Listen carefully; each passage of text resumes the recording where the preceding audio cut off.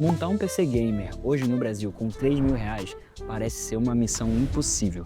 Mas calma, que hoje eu vou te dar uma opção viável. Pode rodar bem vários jogos e ainda te atender no seu dia a dia, seja para o trabalho, seja para os estudos. Hoje na internet as pessoas falam como se R$ 3.000 fosse uma quantidade pequena de dinheiro, mas eu não concordo com isso. Quem juntou esse dinheiro suado sabe do que eu tô falando.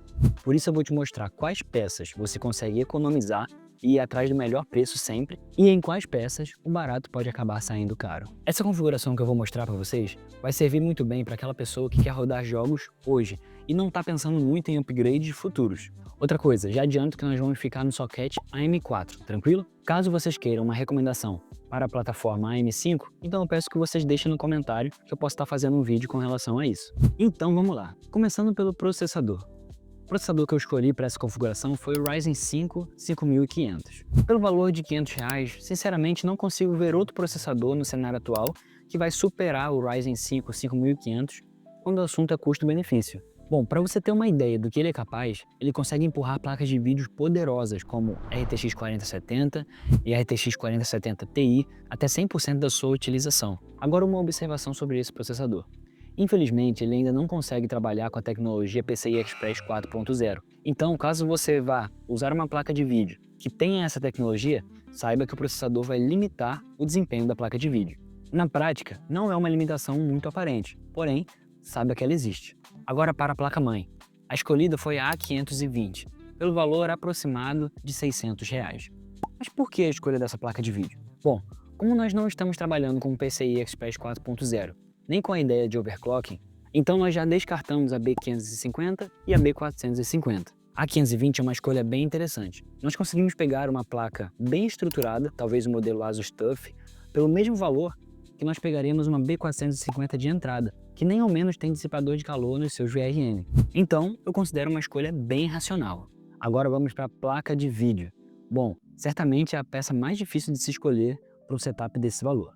Pessoal, eu não gostaria de recomendar a RX 580 do AliExpress, visto que tem sido difícil conseguir receber uma boa placa que não vai dar defeito nos próximos meses. Mas, se você quiser se arriscar, eu digo que o máximo que eu pagaria nessa placa é R$ 600, incluindo as taxas. Passando disso, eu considero que já não vale mais a pena. A minha recomendação é a RX 5700 XT, pela faixa de preço de R$ 1.100 a R$ 1.200. Ela é cerca de 85% mais potente que a RX 580 e você vai ver que ela entrega um ótimo desempenho pelo preço. A RX 5700 XT é uma placa que consome um pouco mais de energia do que o comum para sua faixa de performance. Seu TDP é de 225 watts, o que vai nos levar a nos atentar na escolha da fonte. Falando nela, o próximo componente do nosso PC Gamer é a fonte. Minha recomendação para esse setup é uma fonte de 600 watts. Eu escolhi a MSI Mag A600DM, pela faixa de R$ 289. Ela já tem o selo 80 Plus e o PFC ativo, além de uma avaliação muito positiva da maioria dos seus usuários. Pessoal, agora um ponto de atenção aqui. Das peças que nós já vimos até agora, o processador, a placa-mãe e a fonte são as mais sensíveis. Ou seja, na hora de escolher essas peças, eu aconselho você a não economizar. Compre boas peças, de preferência peças novas, para que o barato não acabe saindo caro. Agora vamos para as peças onde você tem uma flexibilidade um pouco maior.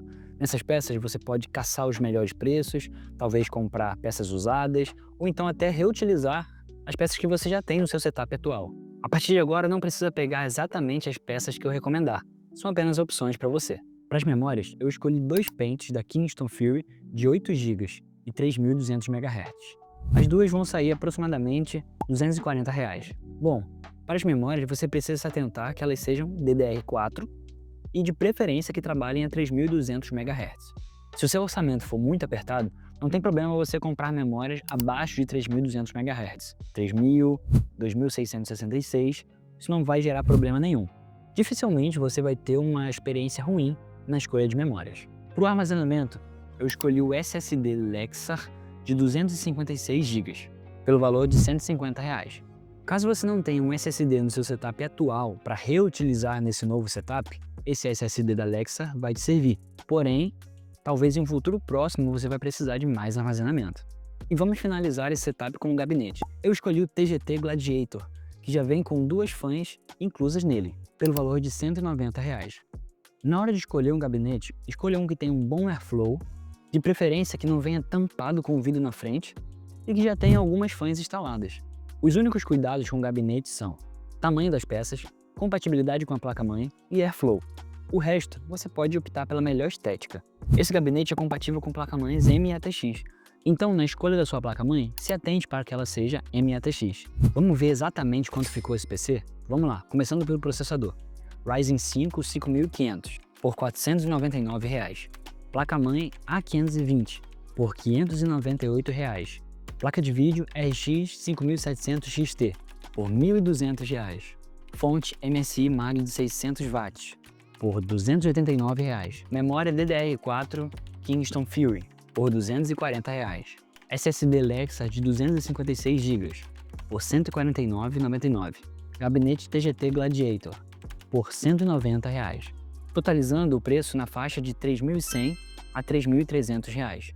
Com certeza não vai dar exatamente o que eu achei aqui, por isso eu estou colocando essa faixa de preço. Caso você realmente não possa passar nenhum centavo de R$ 3.000, então eu aconselho você optar por uma placa-mãe um pouco mais barata, na faixa de 300 até os R$ 400. Vamos ver como é o desempenho dessa máquina em alguns jogos. No Black Myth Wukong, em 1080p no alto, a média foi de 70 FPS. No Cyberpunk 2077, em 1080p no alto, a média foi de 72 FPS. No Call of Duty MW3, em 1080p no modo balanceado, a média foi de 116 FPS.